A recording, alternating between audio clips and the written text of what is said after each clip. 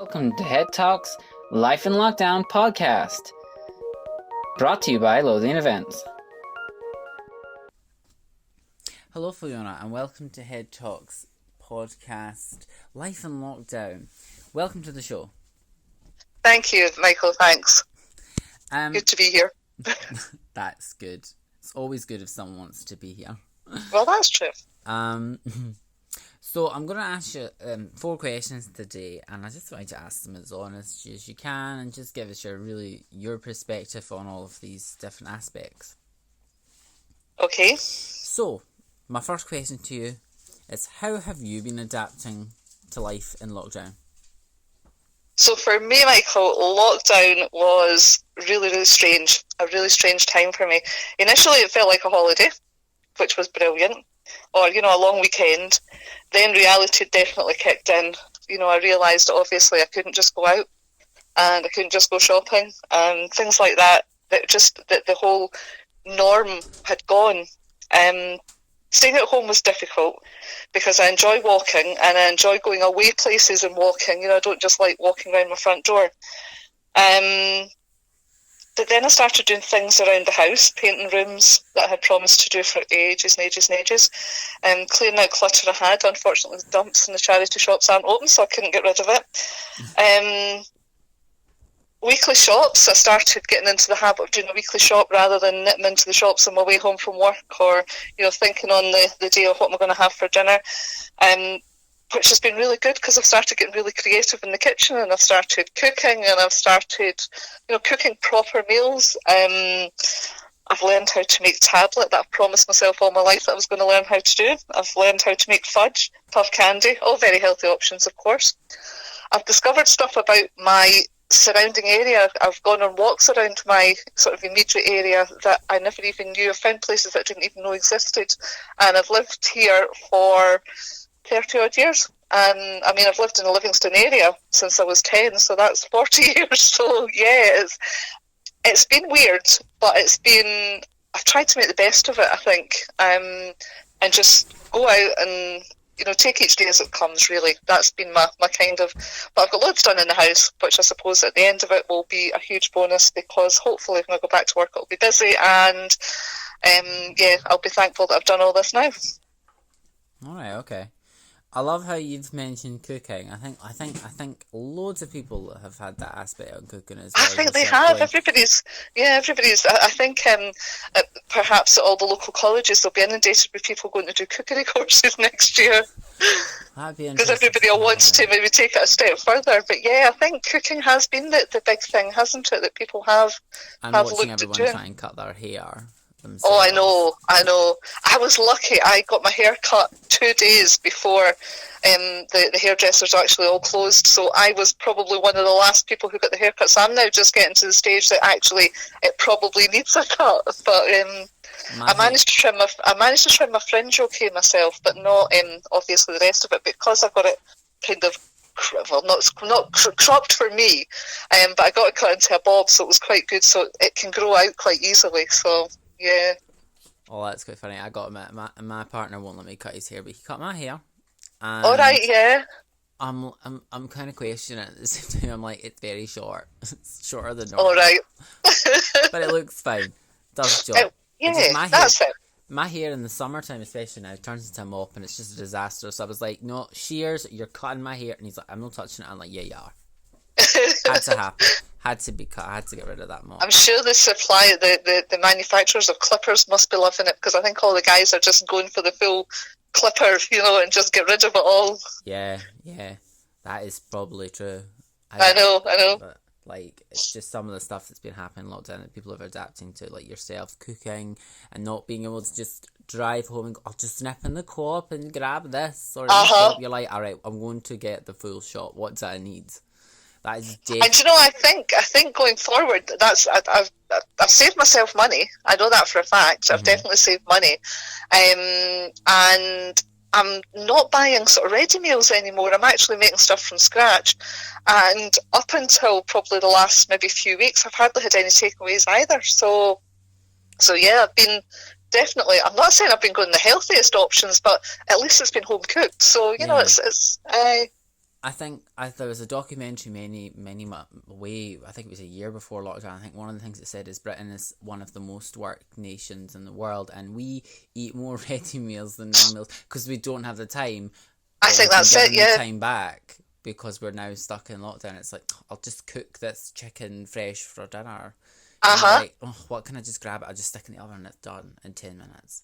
I know that is exactly it. I mean, I'm a dedicated meat eater, but I have actually started even making vegetarian meals because I thought, well, that looks, I've been watching things on the telly, but that looks nice. I must give that a try. So my latest one that I'm going to try butternut squash and sweet potato curry. That's going to be my next venture because I seen that the other day and I thought, oh, that looks nice because I like butternut squash and I like sweet potatoes. So watch this space.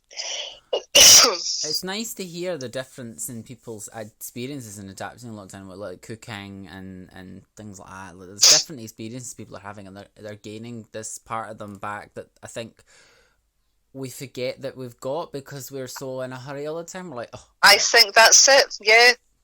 And then I've even been enjoying, sometimes just doing nothing. Because, for the past sort of 2 years, obviously I was at college and then I was working 2 different jobs. I was at college and I was working, and then I got my new post, but I still had to do my old post. I was working 2 jobs and and sort of finishing off college, and then for the past year it's been kind of working, and then when we got to lockdown it was suddenly, right, okay, this is good. So yeah, it was, yeah.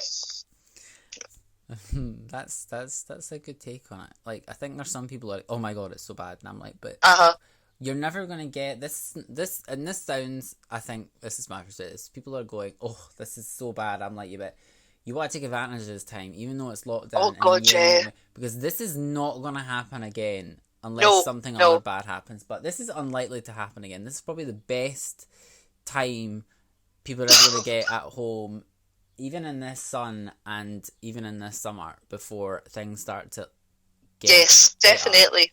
Definitely. So they need to take advantage of it while they've got it, even though they're stuck in lockdown. But I think people are, because I've seen more people on a bike and walking their dogs in woods when I've gone for cycles than I've ever seen before. Exactly. I mean, my bike has sat in the garage probably for about the last potentially 10 years, and I have actually got it out and had a look at it and thought, well, it needs new tyres, so I'm going to have to get new tyres for it. But actually I will get out and I'll get cycling. And I think one of the I work for West Lothian Leisure, so one of our venues is Lowport, and I've been talking to one of the people over in Lowport about, because I said I'm absolutely terrified going out on my bike and going out on the road, and he said, he says we should look at doing courses on getting you back on your bike, getting you on the road, I would take my bike and I would do sort of all the cycle paths, obviously, but going out on the road just totally freaks me. And he said that there's an idea for a course, is going out and doing a cycle course, for introducing or getting people back on their bikes, basically. There's something, that I don't know, he's obviously thought about it, and it's something that potentially, but yeah, I think people will come out of it. I think we will come out of it better people. Yeah, I definitely think there'll be a massive change in people's... Oh, I think so. ...way of life, because there'll still be a bit of social distancing as lockdown lifts, so there'll still be adjusting to that. But I think when we completely eventually do come out, it'll be... people will have a totally different understanding. Someone made a quote the other day, I can't remember who it was on the TV, I wish I'd remembered who it was. But they said something about people's way of life will be totally different, and they'll probably respect the planet a bit more. I think so. I mean, you've seen all these pictures that like the dolphins off the coast of Venice, and the canals in Venice. I mean, we were in Venice in January, and the canals were lovely because it was it was winter time and there wasn't so much traffic and so much pollution, but they weren't clear. But they're showing you pictures of the canals in Venice and they're clear, and that's my thing. I would love to go back now and see them. Now, after having seen them just earlier in the year, but just things like that, it's. But the sad thing is when you're seeing all the masks and gloves and everything that people are just dumping places. I seen a post on Facebook the other day, and somebody had put a used face mask and gloves into a shopping trolley, obviously when they'd finished their shopping. Yeah. And you think, oh, for goodness sake, if you're going to wear them, then wear them properly and be responsible at the end of it. That's... Exactly. Yeah. But no, I know, I get that, because I saw a post on Facebook as well. It was like, obviously KFC's opened its drive-thrus, and someone had already dumped a KFC takeaway box on the side of a road, and someone's like, respect the planet, don't dump Oh, this. for goodness sake, that's don't it. go back to your old habits. No. But yeah, I seem to feel like, as we've talked there, we've kind of covered a little bit of how you've coped in lockdown, because we're talking about cooking and things. But I'm going to ask the question anyway and see if we can go right to the heart of that question, which is, how have you coped with being in lockdown? Obviously, you've coped with cooking. Is there anything else you've used to help cope within lockdown? So, yeah, I have signed up for 2 separate online courses that are going to help my personal development within work, and are also going to help me. I signed up for a course in digital marketing because it's part of my job role, or it is ultimately going to be part of my job role, is going to be a lot of our own digital marketing. It kind of was cut short a wee bit, obviously, with lockdown, because it's something we were working on. And the other thing I've done is a refresher course in team leadership. I, years ago, did an ILM course in team leadership and really, really enjoyed it. And I seen this course advertised, and I thought, you know what, I'm going to go back and do that. And it's actually been really good, sort of revisiting a lot of the things that I've already covered in life. So, yeah, it's one of these really, really weird things that, you know, I've had to look at. So, yeah. So do you think then, with you signing up to online courses, do you think other people have been doing that while they've been? I think they potentially have. I think, you know, maybe people have been looking at. I mean, there was a joke about people developing their language skills and, you know, things like that. And yeah, I think perhaps people have been doing that. Yeah, just I think developing, and I suppose there'll be people who are looking at maybe moving on at the end of this and looking at other jobs and saying, actually, do you know what, the job that I'm in potentially isn't my job for life, so I'm going to go away and I'm going to have a look and see if I can get new skills. And so, yeah, I think people will be doing that. Yeah. And the other thing is, I've been doing loads of reading, going from sort of the chick flicks to, you know, the rom-com sort of books to absolutely anything, you know, just various things I've been doing, and trying to keep my mind active, because obviously I have an active role in my job at work. So yeah, just doing that. And I think as well, looking at, you know, just ways of keeping amused, keeping out of mischief. Well, I'll say to myself, and I'm going to say this, it's bad, I have not picked up a book in the entire of this lockdown. I've spent more time with the telly, the Xbox, and out on the bike than actually than I normally do. But I think I've spent more time on the bike outside than I spent inside, because eventually I just get bored. I'm like, there's nothing to do in here. And then I was just go on a bike ride, and I end up going somewhere on the bike, and then I'm like, right, well, where have it ended up now? And thank God I've got my phone and my watch on, because they're both connected together. I'm like, right, maps, where am I? And at one point I ended up somehow at the back of Cartnewton, and I have no idea. Oh, wow. I had no idea how I ended up at Cartnewton, and I'm in Craigshill, and I was like, how the hell have I? And I realised I must have taken a bunch of paths. I had no idea I ended up there. And then at one point I ended up in the Armandale as well. I'm like, all right. So it's I mean, I walked along. I walked one day. My daughter had dropped her car off at the garage. She's working for NHS 111, so she needs her car to get back and forward. And it was due a service, and she thought, I'll just leave it. And then they were advertising that they were still. One of the local garages was advertising that they were still open for services. So she thought, you know what, I'm going to get it in for a service and just do that. So that's what she did. And then we said, I'll just go for a walk. So we ended up walking right through, I stay in East Calder, so we walked right through Armandale, right through to Mid Calder, right out to Oakbank. So we just walked for miles and miles and miles. And we ended up, we found another route that we could go. We didn't go that day, but we went the next day, because she was off work the next day. And it took us right up through the Lynn House, right round the back of Murison and everything. And it was just as I say, I've stayed here for all these years and have never walked these routes. So yeah, it's good though. It's good. That's really interesting to hear that. Like, you've gone and walked for it, and he was like, I've ended up here. You know what I mean?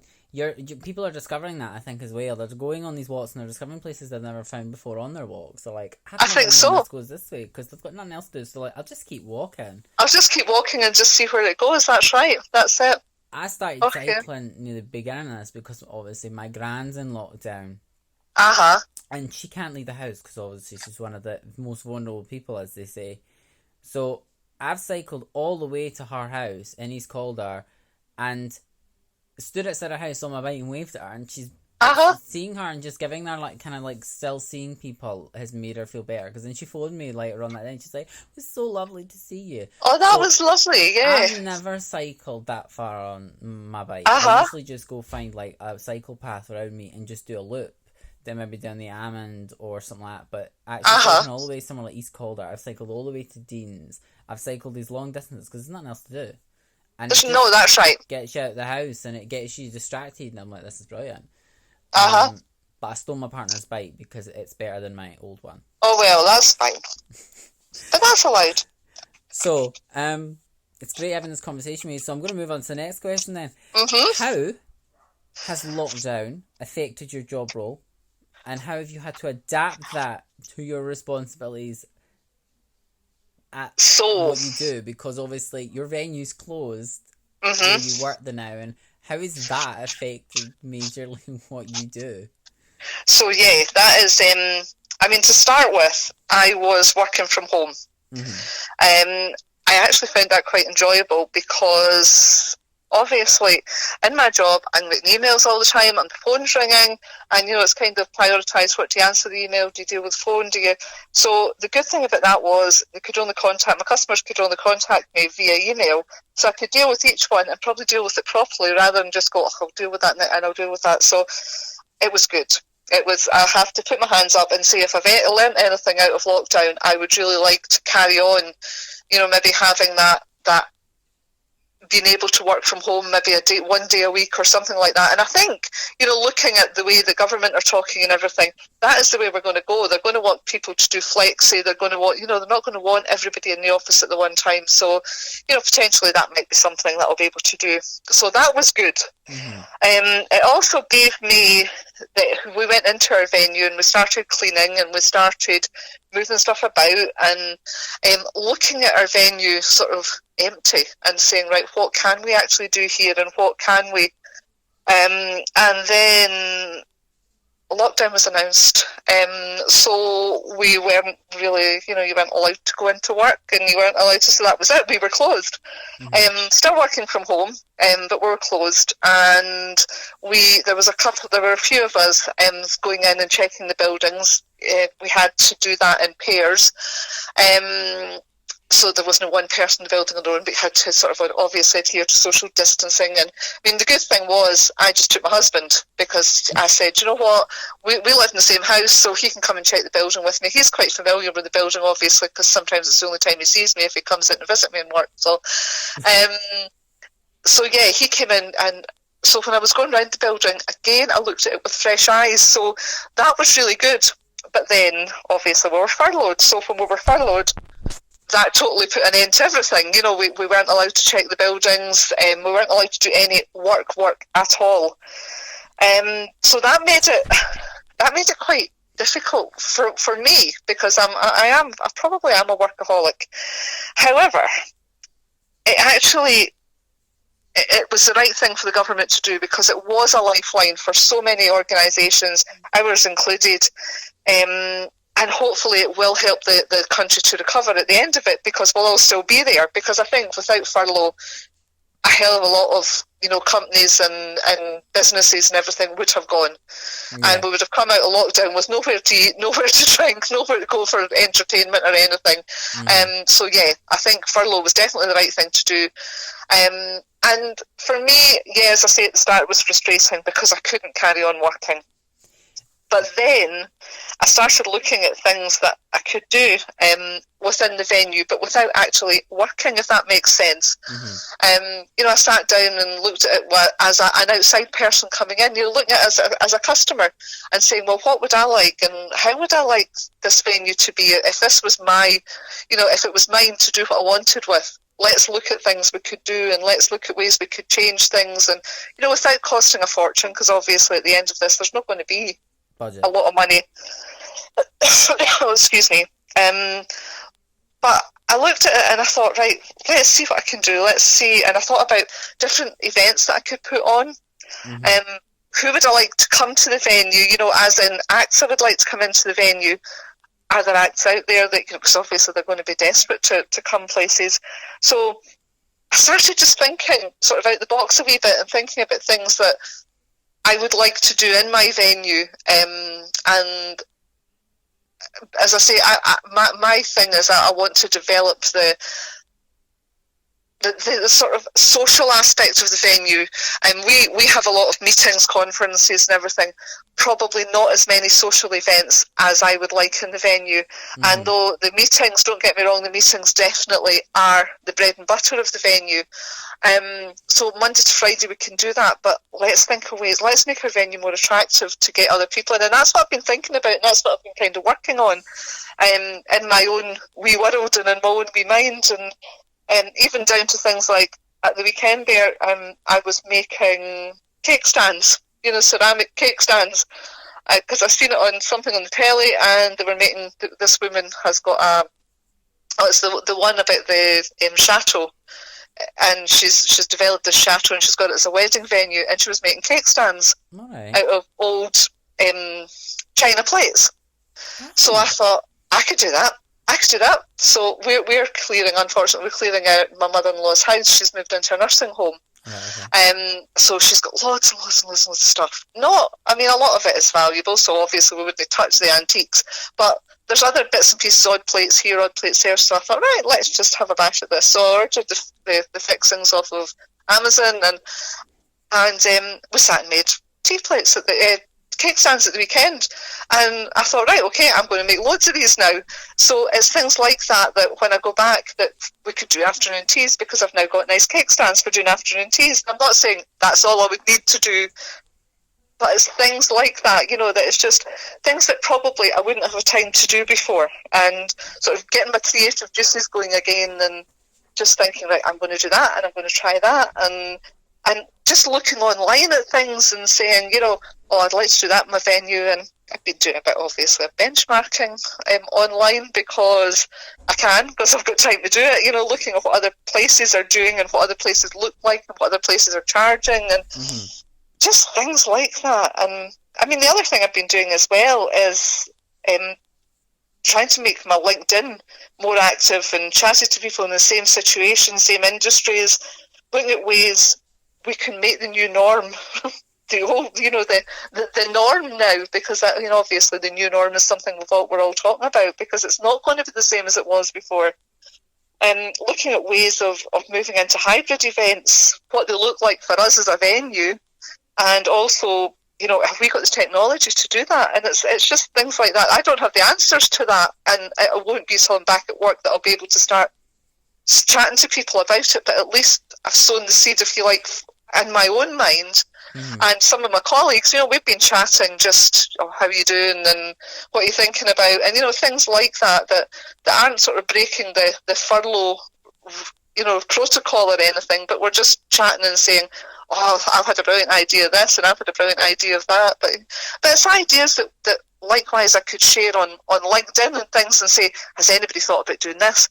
This is a brilliant idea, and other people are doing that on LinkedIn, and it's probably got me thinking again that I'm not saying I've not had time to stagnate because I've not been in the role long enough, because I'm still sort of full of, I want to do this, I want to do that, and I want to do, but it's given me even more time to sit and think, oh my God, wouldn't it be great if I did that, and wouldn't it be great? So yeah, I've not been working, but my brain's still been working, your body's been relaxing and your brain's... It has, that's right.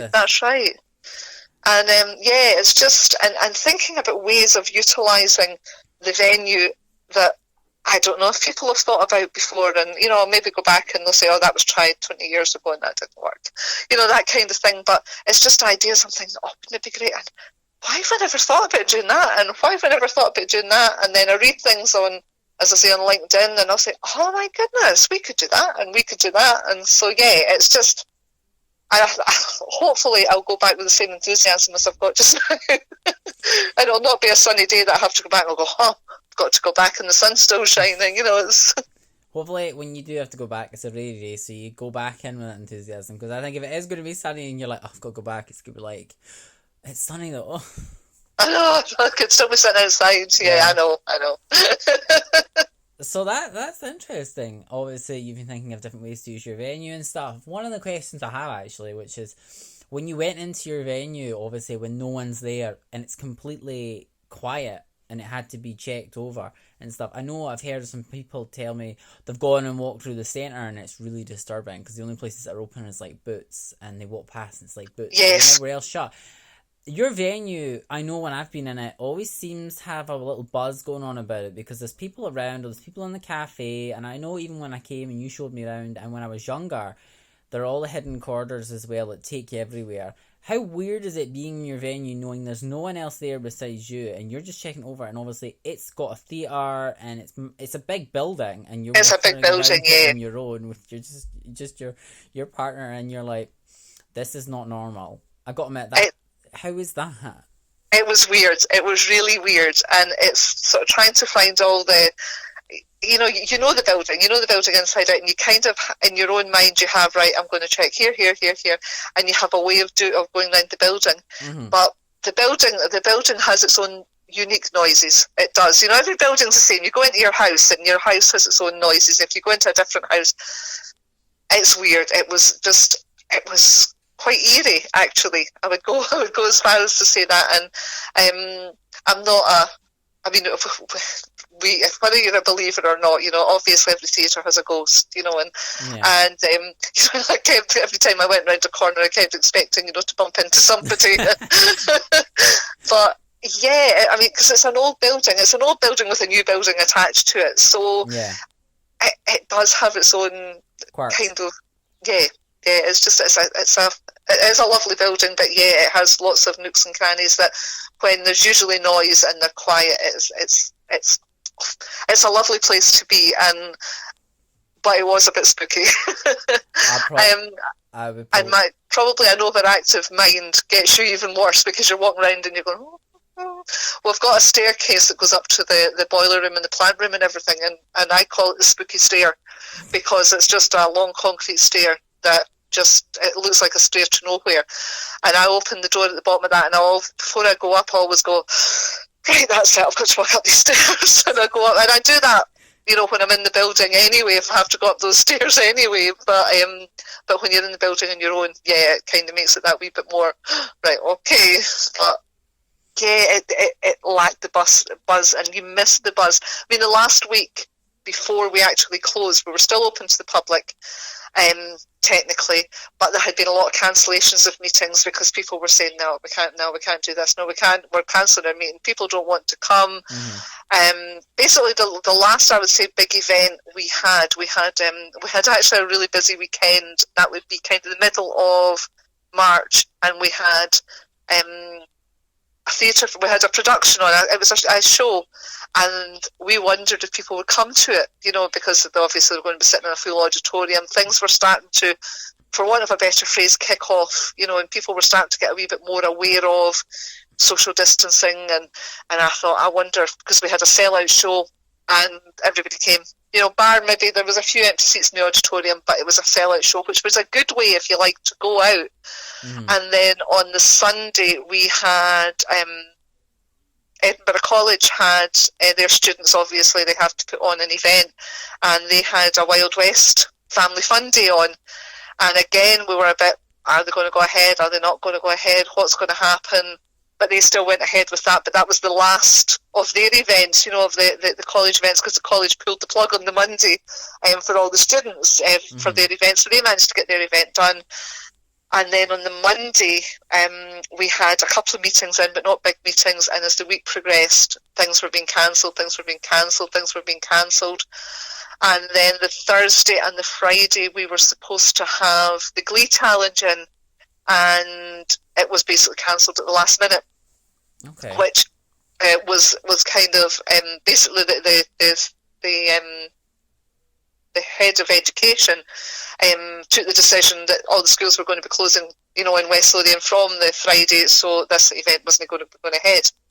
So, it kind of made, it was a bit mad that day, and then going in after that, and then it was just, there was nothing, the venue was just so quiet, and so we kind of had the, oh my God, this is really weird feeling throughout that week. And then obviously by the following week, that was it anyway. We had, the schools had closed, nothing was on at the weekend. We had the lucky, though we didn't realise at the time, or we didn't realise at the time it was going to be the normal, and we had a weekend off because there was nothing on. Everything that had been booked for the weekend had been cancelled, so we thought, let's have the weekend off, and then we'll go in on the Monday and we'll start cleaning the building, because by that stage West Lothian Leisure had made the decision to close.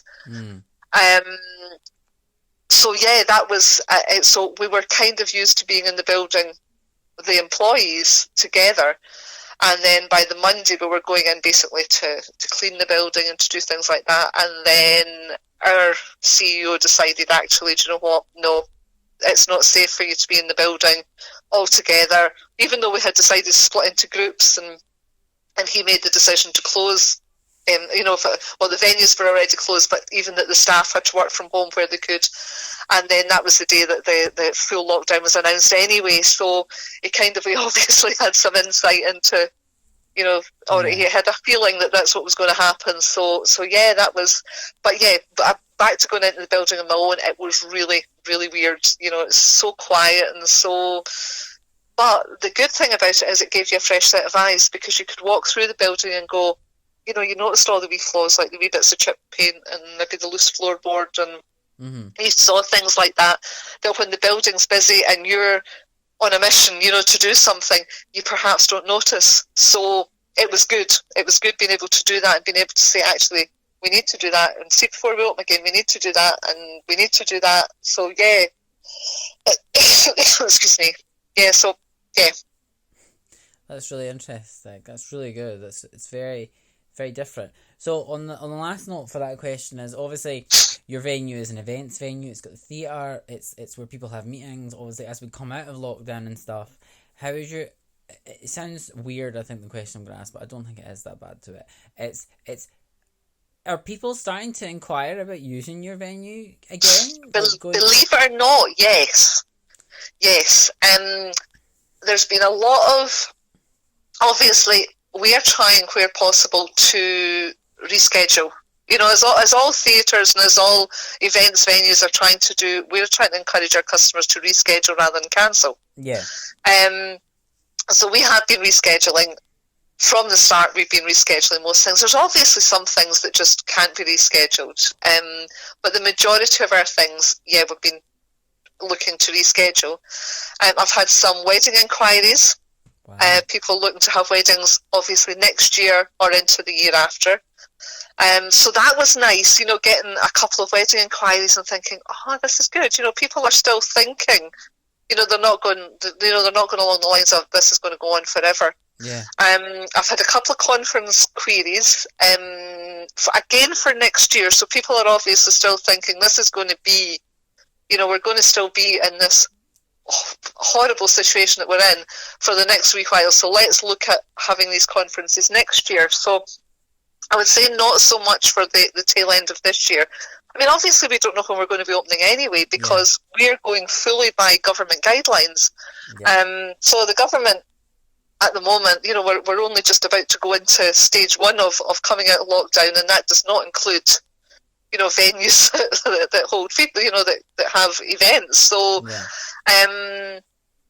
but yeah, people have been asking. I sat last week, excuse me again, and just had a look.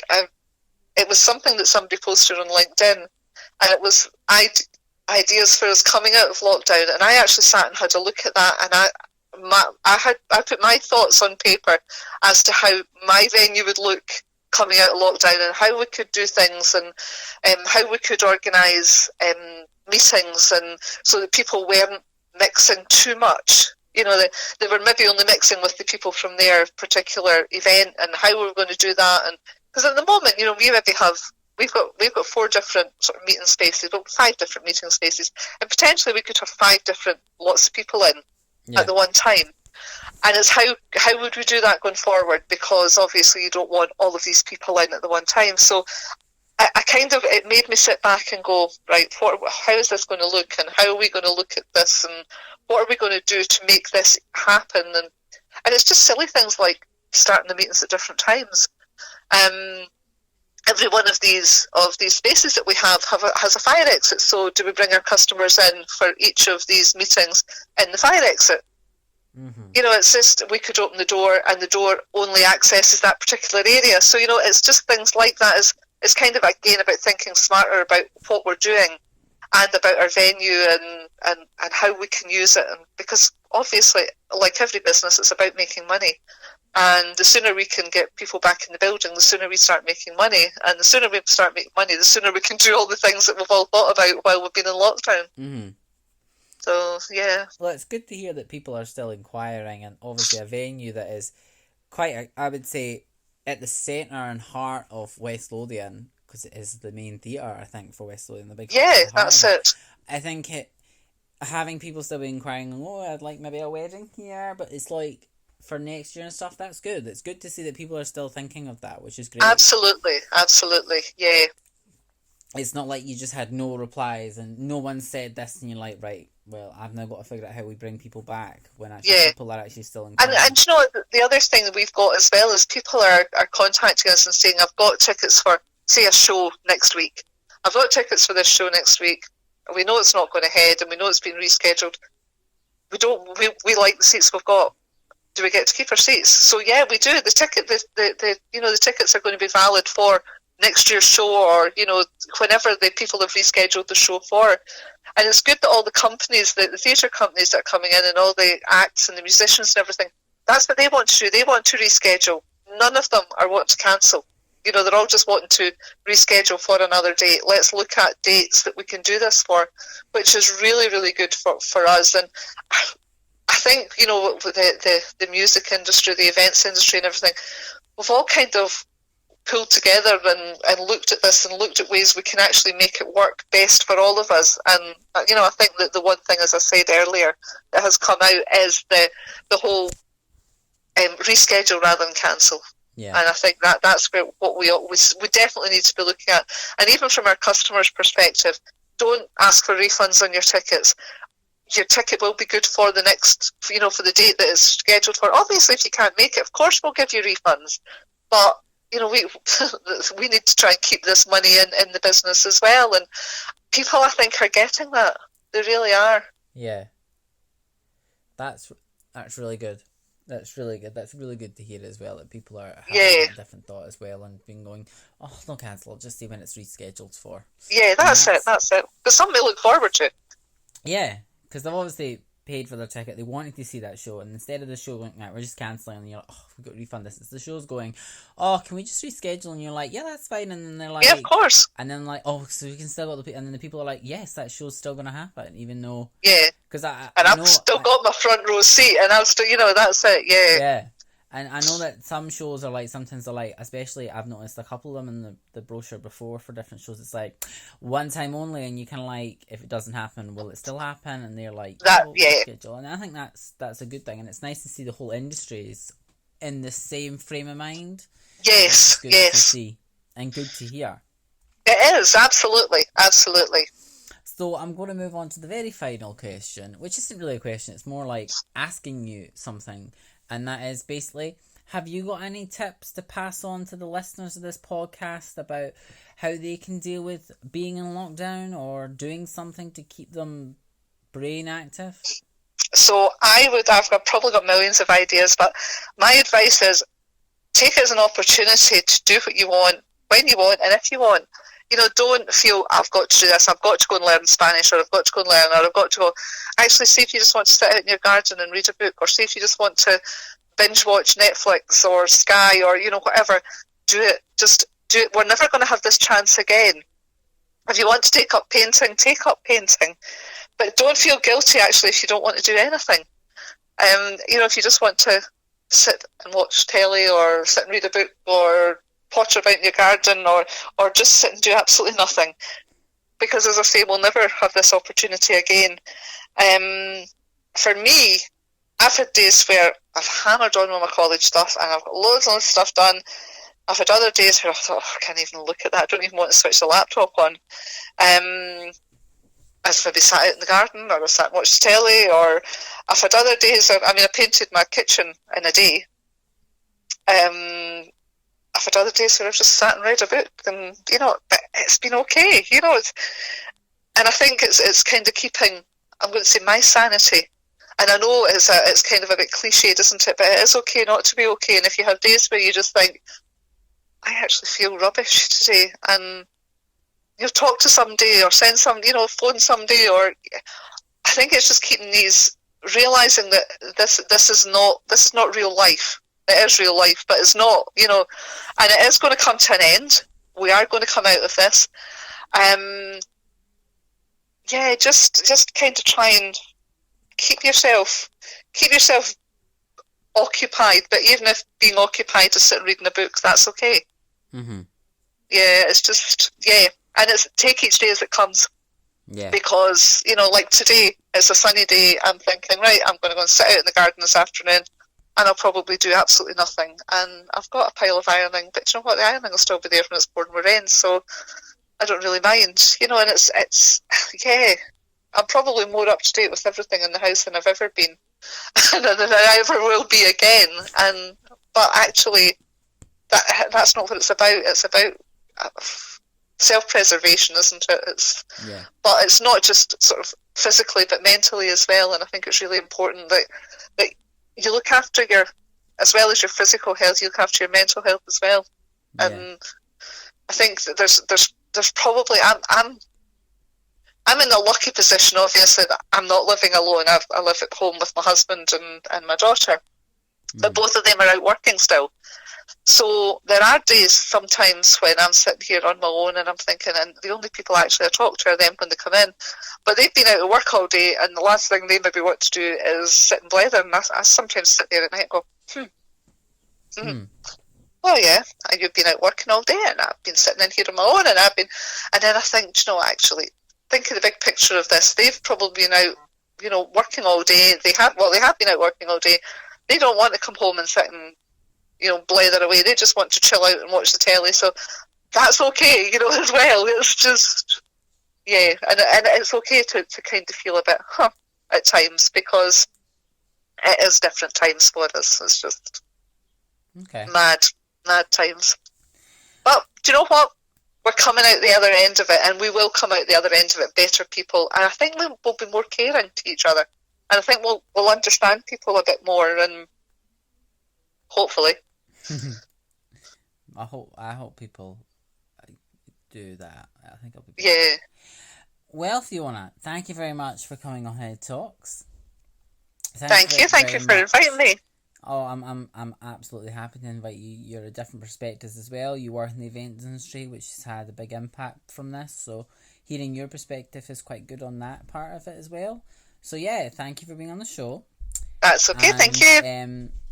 If you want to find out about any more information that was discussed in this podcast, then click on the video description below, and you'll be able to click on links that'll take you to certain websites and Facebook pages that were discussed within this podcast. If you want to keep up to date and follow our next podcast episode, then follow us on Facebook.